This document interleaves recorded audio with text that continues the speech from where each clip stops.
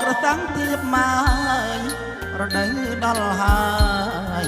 ដកក្បែរមាត់បឹងក្រសាំងទៀបមករដូវដល់ហើយដកក្បែរមាត់បឹងរៀមកេងដឹងតែងកាយភ្នែកកំឡឹងថាបានជួបអ